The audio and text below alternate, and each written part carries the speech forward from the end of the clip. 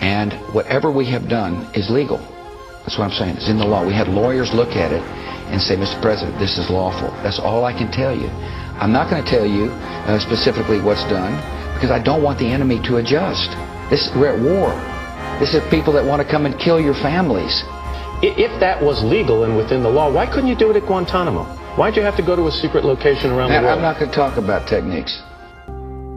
Josh Colangelo Bryan is a lawyer at Dorsey and Whitney in New York who volunteered at Guantanamo. He represents Juma al-Dosari. For a while, the government thought al-Dosari was a recruiter in America for al-Qaeda, possibly involved in the case known as the Lackawanna 7. But this is never brought up at his CSRT hearing. Instead, the government simply states that he's al-Qaeda, and as proof, lists various places he's been: Afghanistan, Bosnia, Azerbaijan, the Pakistan border. Supposedly he was fighting in some of those places, but the government provides no evidence of that. They don't quote witnesses. Nobody's on record saying he's al-Qaeda. Here's Colangelo Bryan. What's interesting to me when we talk about what he was doing in that part of the world is the allegation that the U.S. military makes against him, that he was, quote, present at Tora Bora, close quote. The military offers no allegations as to when Juma was supposedly in Tora Bora.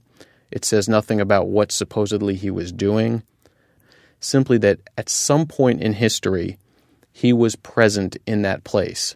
Now, Juma says that he's never been to Tora Bora, and again, even if that allegation is true, frankly, it doesn't prove anything.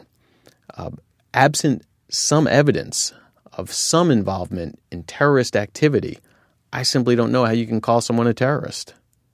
We tried out many of our new interrogation techniques on Juma al-Dosari. Colangelo Bryan met with him many times and cataloged what was done with him. Al-Dosari said that Americans forced him to the ground and urinated on him. We put out our cigarettes on him. We shocked him with an electric device. We spat on him. We poured a hot cup of tea on his head. We told him that, quote, "We brought you here to kill you." We beat him until he vomited blood. We threatened to have him raped. We dressed him in shorts and left him in a frigid, air-conditioned room. We abandoned him in another room with no water. We invited him to drink from his toilet bowl, which he did. We wrapped him in an Israeli flag. We told him that we would hold him forever, and we told him that we would send him to Egypt to be tortured. On a different day, we chained him to the floor and cut off his clothes while a female MP entered the room. We dripped what we said was menstrual blood on his body. When he spat at us, we smeared this blood on his face. We kissed the cross around our neck and said, "This is a gift from Christ for you Muslims." We videotaped the entire episode.